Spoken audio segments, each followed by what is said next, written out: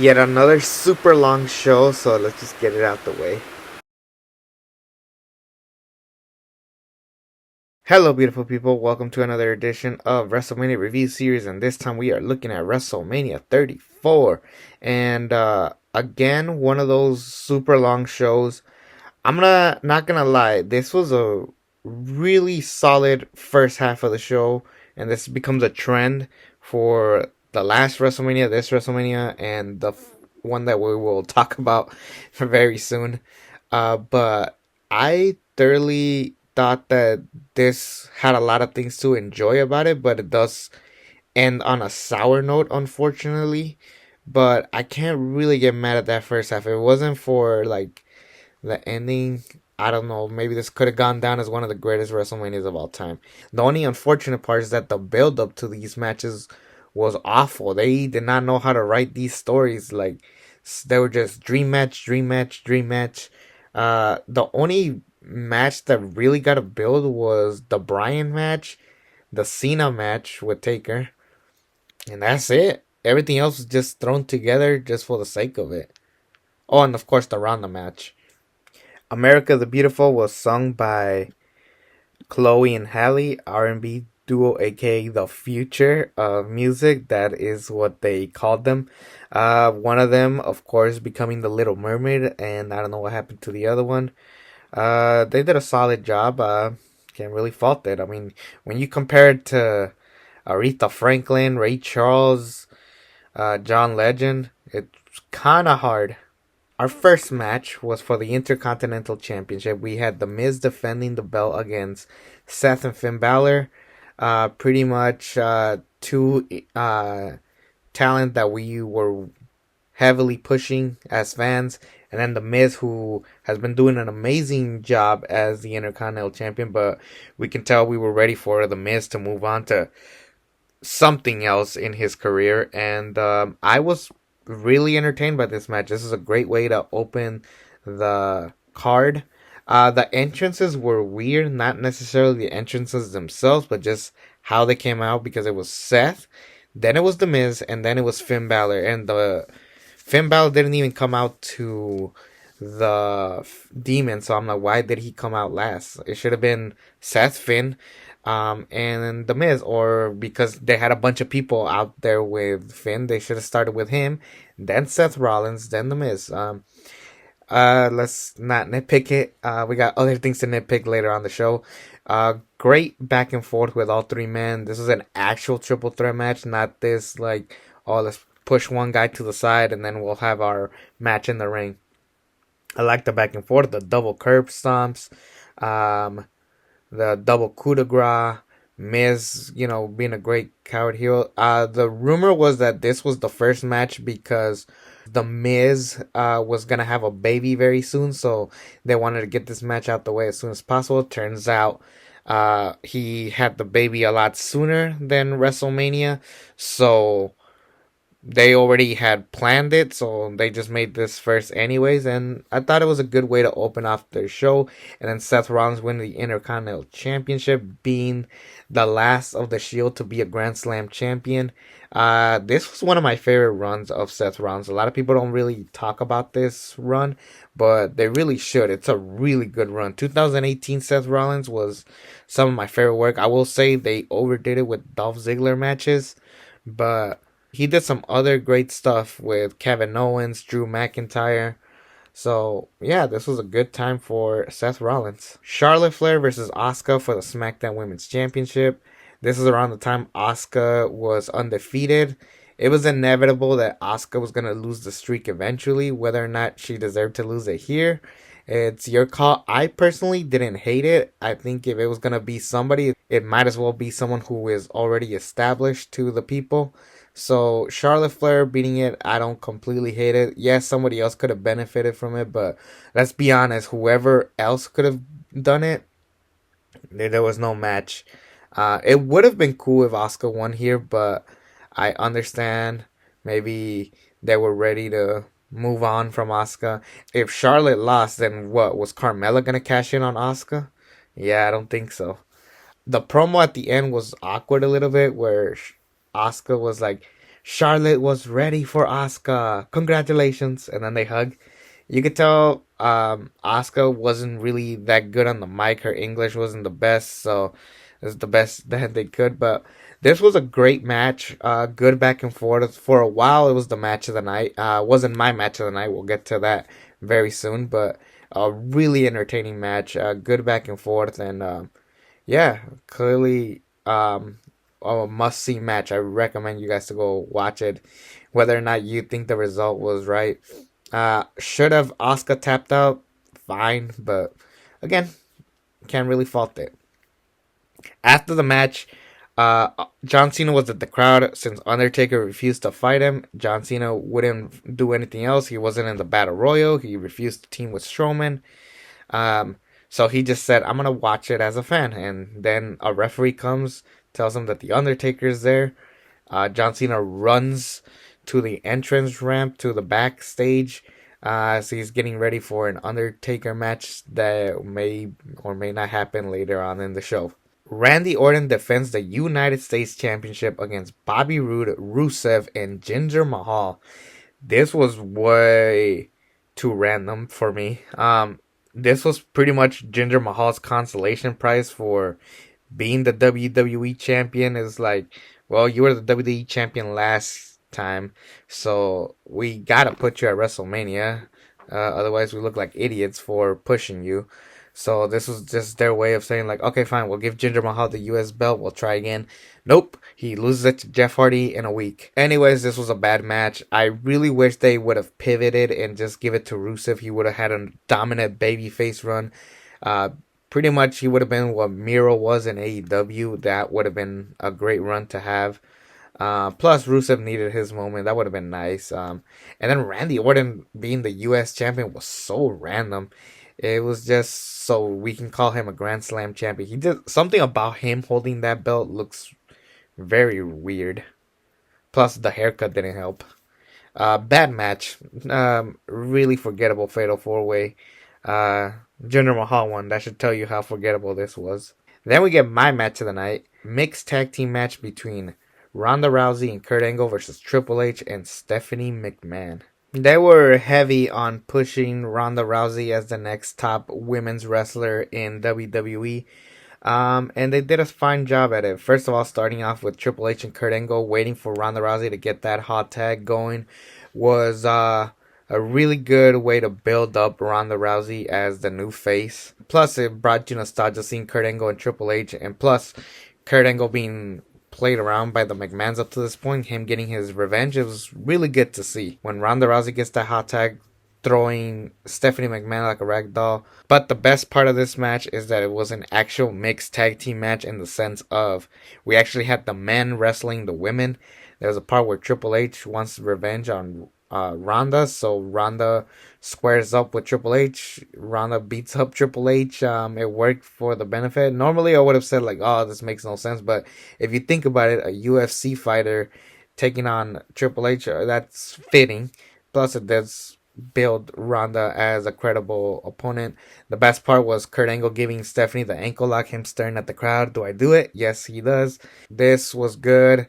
There's a part where Triple H throws Ronda into Kurt Angle so he can break the submission hold, but it's still no good. Ronda, throughout the match, Ronda's trying to put the submission hold on Stephanie. Eventually, she does, and Stephanie taps out immediately, rightfully so, because Stephanie is not really built to be a wrestler. She's meant to be a manager, but she is a good wrestler. And this was Stephanie's first WrestleMania, believe it or not.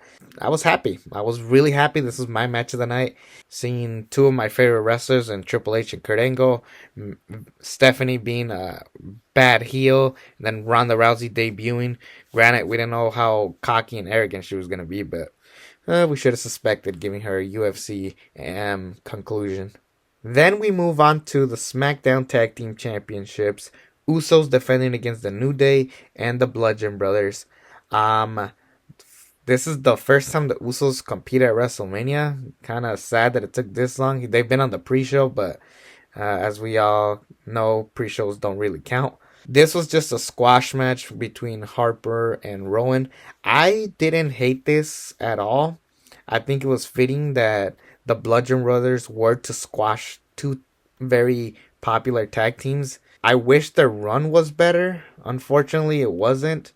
But I was happy to see that the Bludgeon Brothers got their moment at WrestleMania. Then we get another squash match, but let's just talk about how we get to here. So John Cena comes out, the lights go out. We're thinking, oh, it's gonna be the Undertaker, and then we hear Elias's theme song, and then Elias just comes out. Were you expecting somebody else? He takes away the moment. People were happy to see Elias, even though they got trolled real bad. John Cena goes back in the crowd. Elias bashes the fans. John Cena beats up Elias. John Cena walks away. Then we see the Undertaker ring gear on the side. The horrible electricity pyro CG looking awful.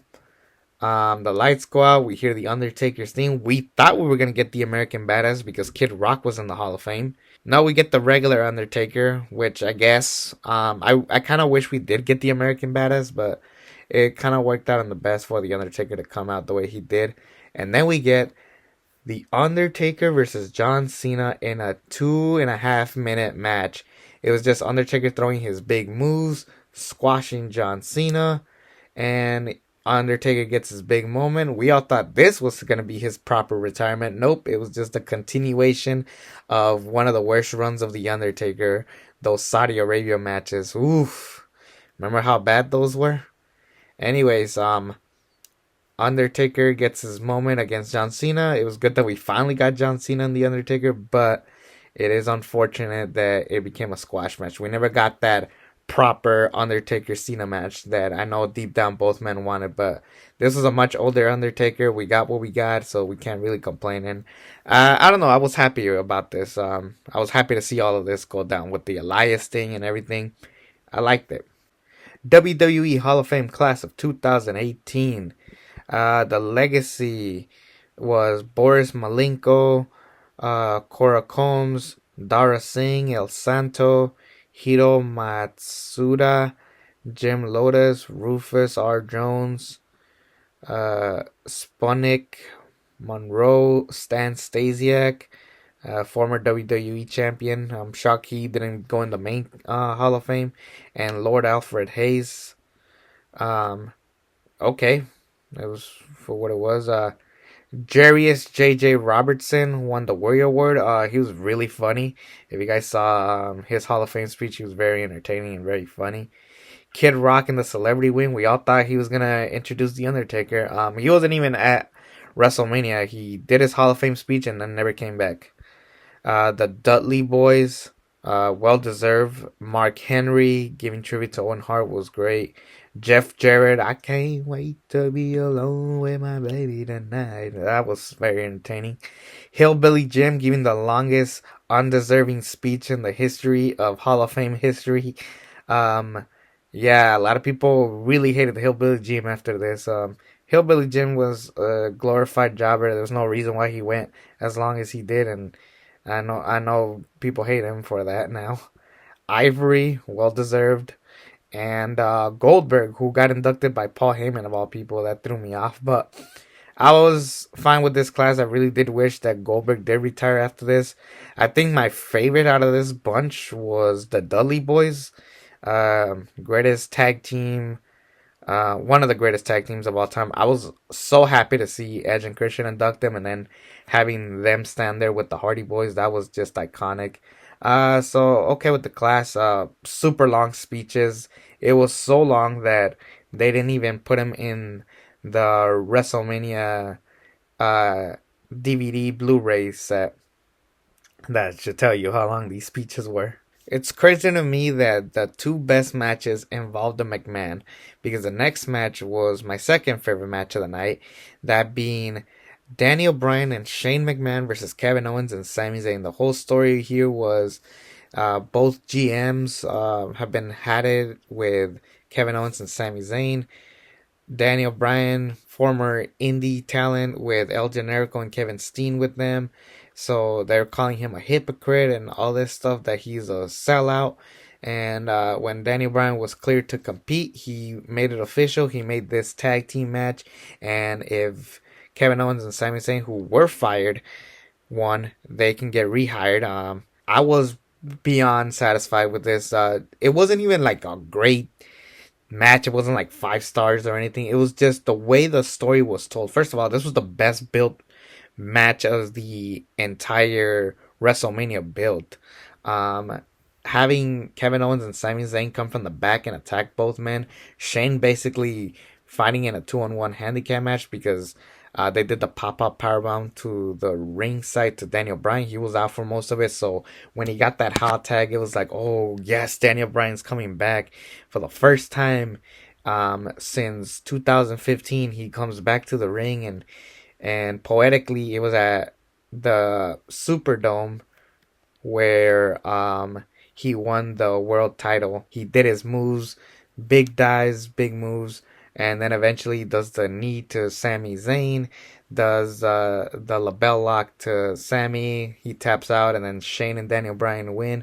I love that sign of the yes. It was YE and then a dollar sign. Saying yes, representing Daniel Bryan and Shane McMahon.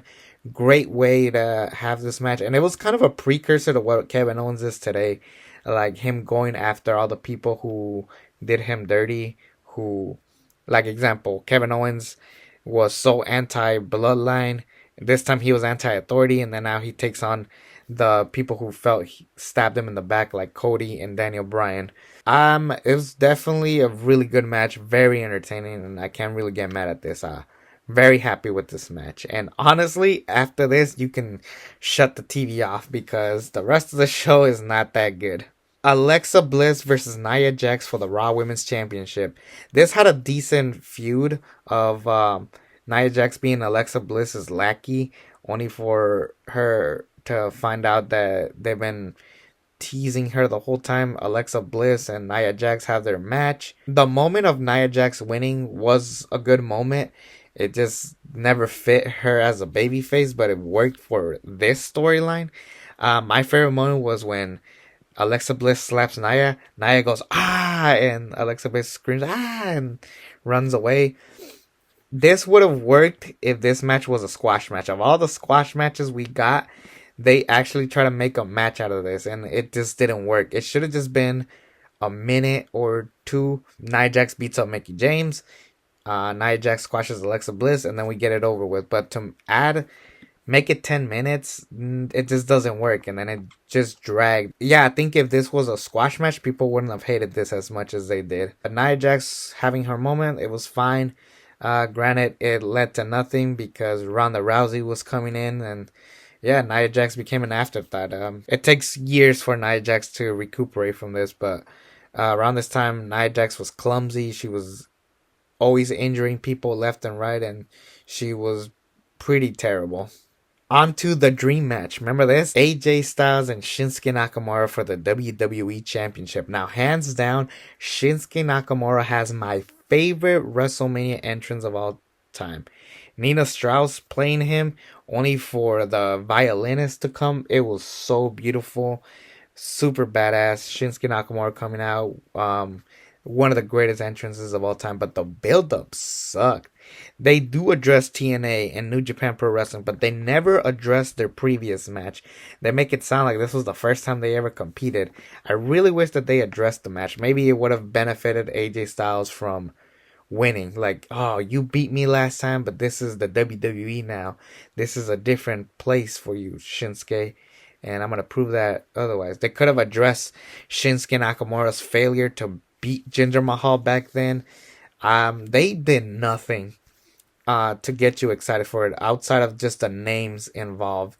And they did the best they could with the match given to them. But if the build-up was there and if the show wasn't 3 damn hours up to this point, nobody would have been upset at this. This could have been a great classic match, but it was just a good match. And I'm happy that AJ won because after the way Shinsuke was built, I don't think he deserved to be WWE champion. At least not yet.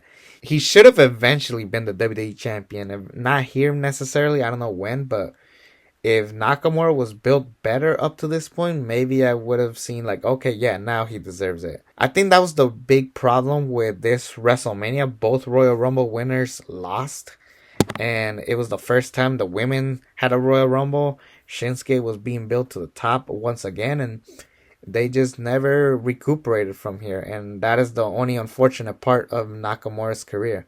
This was the biggest downfall. Even though he had that awesome heel turn at the end, giving the belt to AJ Styles, low blowing him, and then having a bunch of mediocre matches, except the Money in the Bank one. That one was a classic. Yeah, Nakamura never recuperated. The closest we've gotten was that run with Seth Rollins, which was phenomenal. This could have been better. I wish it was better. Part of the reason why AJ won is because they needed to make you forget that Mahal was the champion back then. They weren't ready to give it to somebody new. Another thing that ruined WrestleMania was Braun Strowman versus The Bar. It should have just been a 2-on-1 handicap match. There was no reason why they did what they did. They had a fan, Nicholas, be the tag team partner of Braun Strowman, who did absolutely nothing. Even the referee was just like, what? I believe that was his son. I don't know why they did this.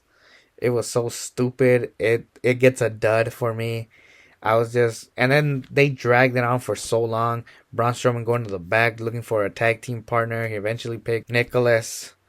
I wasn't a big fan of this. Nicholas holding the belt upside down like the Great Khali did. I don't know what was the point of this. Did they owe the referee something? So this is his favor? I don't know what they were thinking, but I did not like this at all. Nobody did, and everybody can agree this is the one of the dumbest booking decisions, and pretty sad for Braun Strowman. He went from fighting Brock Lesnar, being in the chamber, dominating everybody except Roman Reigns. It was sad. I hated this. But now it's time for your main event: Brock Lesnar versus Roman Reigns for the Universal Championship. And all I gotta say to this is bad.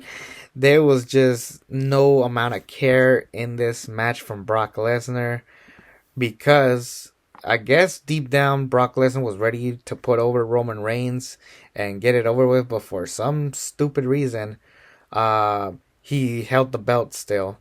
Um, this match was really bad. They botched suplexes. I like that part in the build where all the wrestlers are blocking Roman Reigns from walking over to Brock. And then he goes, "You really gonna let that part-timer get away with it?" And then all the wrestlers like, "Yeah, you're right. Go kick his ass." And only for Brock to get the upper hand on Roman Reigns in that build. I really wish that Roman had the upper hand every once in a while, but it was just constantly him being like, "Oh, where's Brock Lesnar? He doesn't want to come here.